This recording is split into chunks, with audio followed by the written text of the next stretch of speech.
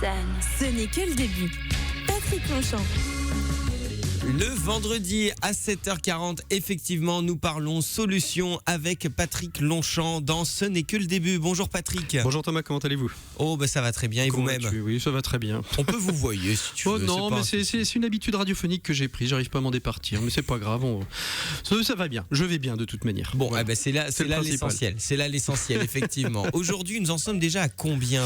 Eh bien, je crois qu'on arrive à la 16e solution. J'allais aujourd'hui. dire 17. 17, c'est possible, j'ai dû en zapper une quelque part. Nous sommes à la 17e solution. Ouais. Déjà, Tout à fait raison. 17e solution. Donc, si nous avons bien compté, nous parlons aujourd'hui de construire des logements vite et bien pour sauver des personnes en difficulté. Exactement, aujourd'hui on va s'intéresser à un projet technologique qui est porté par l'IUT de Nantes et puis par le laboratoire l'IRSIN aussi, qui est l'Institut de recherche de communication cybernétique de Nantes.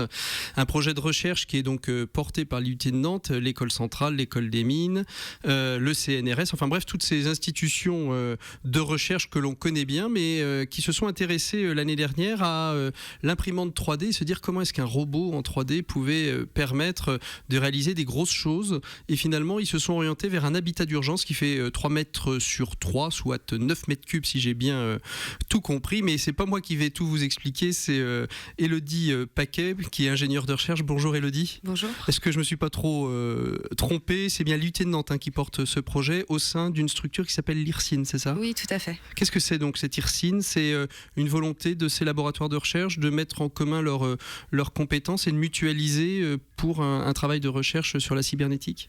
Oui, donc l'IRSIN, c'est un institut de cybernétique et de communication de Nantes. Dans le cadre de cet institut, on est divisé en plusieurs équipes, dont une équipe qui travaille sur la robotique et une équipe qui travaille au sein de... Donc ça, c'est celle sur laquelle vous travaillez ? D'accord. Oui, tout à fait, avec mon responsable, monsieur Benoît Furet. Voilà. Et puis notre équipe ? Et donc après, il y a d'autres équipes également au niveau de l'IRSIN qui sont plus basées à l'école centrale et non à l'IUT de Nantes, qui travaillent sur d'autres problématiques qui peuvent être la robotique humanoïde, la robotique de production mobile, un peu aussi les Google Cars, voilà. D'accord, donc tout ce travail aujourd'hui sur on va dire un petit peu les objets connectés ou les aides peut-être aux personnes qui vont arriver d'ici peu, je pense à la robotique humanoïde particulièrement.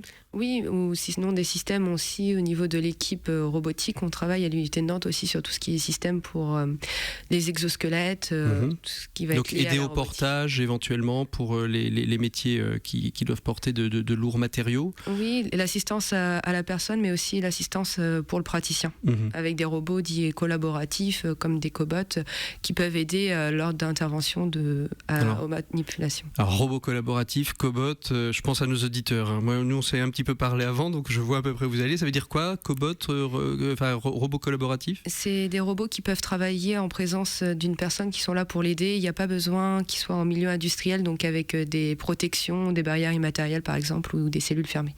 Ça veut dire que si on peut travailler l'un à côté de l'autre, le robot, et si on le touche, il s'arrête automatiquement, il n'y a pas de risque pour la personne, c'est ça ? C'est ça, tout à fait. Il travaille dans des milieux qui sont sécurisés, voilà. Et ça peut être considéré comme le troisième bras d'une personne, donc c'est vraiment pour l'aider. D'accord, donc vraiment collaboratif. Alors comment est venue cette idée avec InnoPrint, puisque c'est le nom de cette imprimante 3D, de se consacrer à l'habitat d'urgence ? Du coup, InnoPrint 3D est né d'une idée qu'on avait au niveau du laboratoire et de l'IUT de Nantes. C'était l'impression de grands objets de dimension. On s'est dit, pourquoi pas, au niveau de l'IUT, on a des robots, du coup de la robotique, pourquoi pas associer un robot pour faire de la fabrication additive. Donc additive, qu'est-ce que vous entendez par... Fabrication additive, c'est l'impression 3D en fait. D'accord. C'est le terme. L'année dernière, il y a eu les catastrophes au Népal, et en regardant des reportages, on s'est dit pourquoi pas aller directement trouver une solution et aller directement imprimer sur place, en fait, pour permettre d'avoir un abri de secours. Alors vous y êtes allé au Népal ? Non. On a fait des tests des prototypes, un démonstrateur au niveau de l'université que vous pouvez voir sur la vidéo InnoPrint 3D. Voilà, qu'on remettra sur le site de Sun ce matin. Vous pourrez aller voir justement la construction de ce petit habitat. Tout à fait. Donc du coup, voilà, les étudiants ont bossé sur un effecteur de dépose, donc qui est couplé à au robot, et le robot, suivant sa structure, permet de faire vraiment toute forme, et on s'est dit pourquoi pas faire un abri. Donc on est parti sur une petite maison en taille réduite, et on a monté l'abri en 30 minutes. Alors aujourd'hui, la maison fait 9 mètres cubes, on peut aller sur des tailles plus grandes. Aujourd'hui, on peut passer à, alors ça fait 3 mètres carrés, on peut passer à une surface de 9-10 mètres carrés, ce qui permettrait d'être une chambre correcte pour 1 ou 2 personnes, ou est-ce que ça reste encore du domaine Pour le niveau de la taille, il n'y a pas de souci. En fait, le robot va être couplé avec un AGV. Donc un AGV, c'est un automatic guided vehicle. C'est comme un grand Fenwick, mais qui se repère automatiquement. C'est un robot. D'accord. Donc on le couple dessus, et on travaille actuellement sur la construction dans le domaine de l'habitation individuelle ou de la construction. Voilà. C'est-à-dire que vous allez plus loin que simplement l'habitation d'urgence. Là, vous allez aussi vers l'habitation individuelle. Oui, et donc on est parti sur un prototype d'une maison de 80 mètres carrés, donc couplé avec un robot, et on pourrait du coup faire des pièces de plus grande dimension. Alors cette habitation d'urgence 3D, est-ce que ça reste simplement, j'ai envie de dire, un projet d'étude pour travailler justement sur cette impression, ou est-ce qu'il y a une réalisation? Est-ce que vous avez été approché par des ONG pour acheter le process? Peut-être avez-vous même déposé des brevets? Oui, alors concernant l'habitat d'urgence, on continue à travailler dessus. On a une ONG de Paris qui est Armada Crocs qui nous a contactés pour justement faire des devis pour pouvoir mettre et partir en 4 conteneurs, avoir une solution toute prête pour pouvoir imprimer sur place. Et dans le cadre de la construction individuelle, on travaille sur 2 procédés. Donc le procédé avec des matériaux dits classiques, béton, voilà, et un procédé avec des matériaux dits bio-recyclables. Donc dans le cas de cette impression de maison individuelle et d'habitat, on a déposé un brevet. D'accord. Donc ça veut dire qu'aujourd'hui, vous avez aussi une réflexion environnementale sur ce projet, en ne restant pas simplement sur de l'industriel propre avec du béton ou des matériaux peut-être moins recyclables.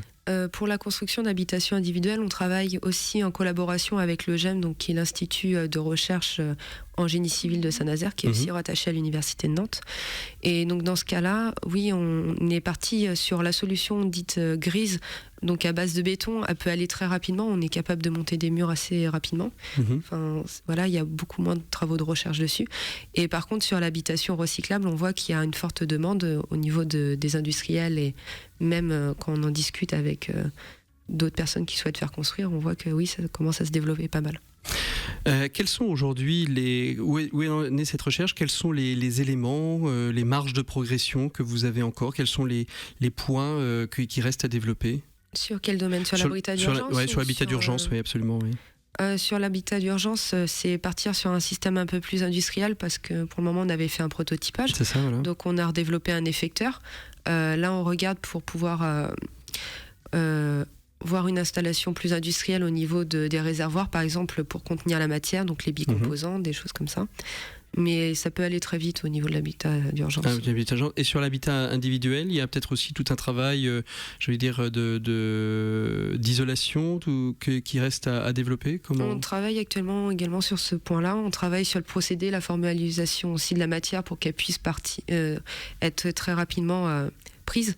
Parce que le robot dépose à une vitesse de 6 mètres par minute. Donc on peut construire relativement très vite un mur. Donc on a des problèmes liés à la formalisation, des problèmes aussi de gestion de trajectoire sur lesquels on travaille actuellement, qui vont être résolus. On a déjà fait une première prototype de paroi avec le génie civil, et là on réalise aussi des tests pour voir au niveau des critères d'isolation, justement si on est bon, au niveau des essais aussi de traction, de traction, de flexion, de structure. Alors ça veut dire qu'on pourrait voir une maison de 80 mètres carrés construite d'ici quand? Est-ce qu'elle est peut-être déjà construite au fond de vos labos? On nous la cache peut-être, certainement. C'est la théorie du complot, non? Non. Pas encore. Pas encore. On a fait pour le moment des morceaux de murs, des parois de murs, des morceaux. Et on travaille actuellement d'ici la fin de l'année, pour faire des objets, des murs un peu plus gros. Un peu plus gros et un peu plus complet. Et donc bientôt, on pourra annoncer la construction d'un 2 pièces, salle de bain, salon cuisine, grâce aux travaux de recherche de l'IUT de Nantes. Non, il y a encore bientôt. Si. C'est en bonne voie. Pour la matière grise, oui, c'est en bonne voie.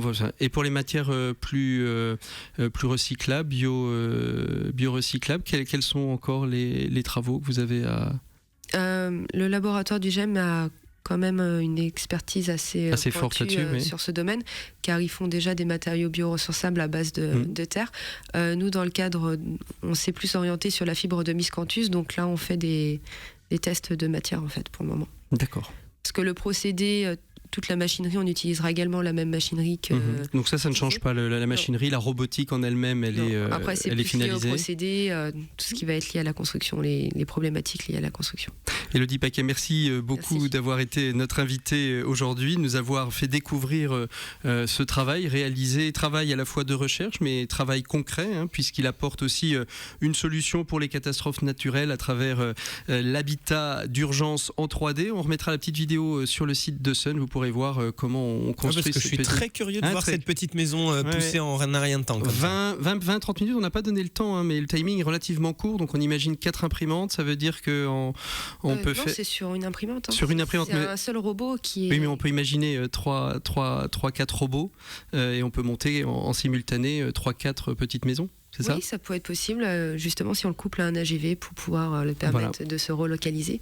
Et l'abri d'urgence est visible à l'UT de Nantes, sur le site de Carquefou. Si vous... Et on peut venir le visiter ? Oui. Ah bah très bien. Eh bah alors écoutez, n'hésitez pas, une petite visite d'entreprise un matin, un après-midi pour aller voir cette machine extraordinaire. Merci beaucoup en tout cas d'avoir été notre invité. On se retrouve la semaine prochaine pour une 18e solution. Moi je vous souhaite un très très bon week-end. Vous pourrez nous trouver sur le fil Twitter Sun Début ou bien sûr le hashtag Ce n'est que le début. Et moi je vous donne rendez-vous la semaine prochaine avec une 18e solution, mais là je me répète. Eh ben, c'est très bien. Nous on va juste préciser qu'on peut également retrouver cette solution sur le site de Sun dans la rubrique Sun Replay et que du coup les réseaux sociaux de Ce n'est que le début, il y a aussi les réseaux sociaux de Sun et les chaînes YouTube et Dailymotion pour voir cette interview. Exactement. Très bon week-end. Merci Thomas, merci Elodie, Merci. à bientôt, au revoir. Au revoir.